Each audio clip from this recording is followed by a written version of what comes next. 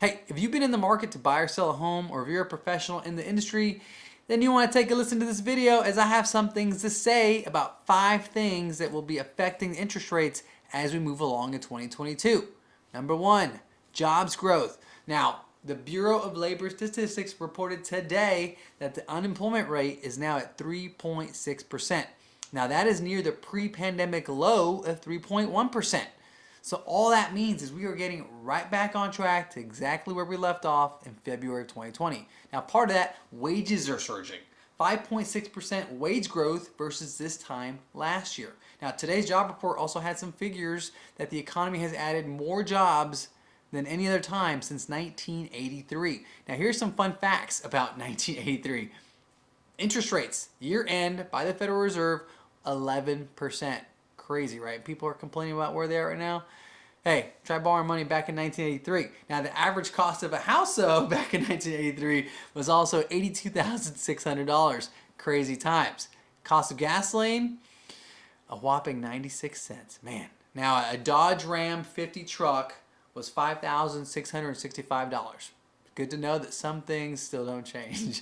And Mario Brothers debuted, the most important thing, right? Number 2, inflation data. Now, with the cost of everything rising, except for the cost of that Dodge truck, and the consumer price index right at 7.9%, housing costs, the largest monthly consumer expense, continues to rise at a substantial pace, which enters number 3, the Fed rate hikes. Now, the Fed FOMC meeting is in May, and the market is expecting a 0.5 increase.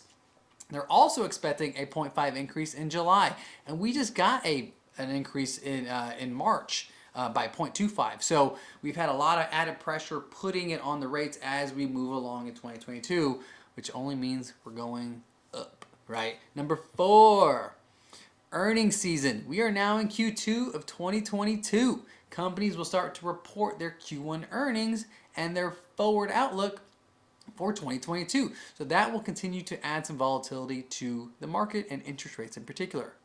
Now, number 5, the Ukraine conflict, right? With sanctions galore and Russian oil no longer being accepted into the U.S., the U.S. government has announced that they are going to start pulling from the SPR, that's the Strategic Petroleum Reserve, over the next 180 days. It's like 1 million barrels a day for 180 days to alleviate any prices that we're experiencing at the pump. Again, it's not 1983 anymore. Now, as we continue to move along in Q2, these will be some of the major themes that we need to keep an eye out for as you're in the market to buy a home, an investment property, or even that coveted vacation home. And if you are, let's talk about your options to see how these changes in the market will affect your borrowability.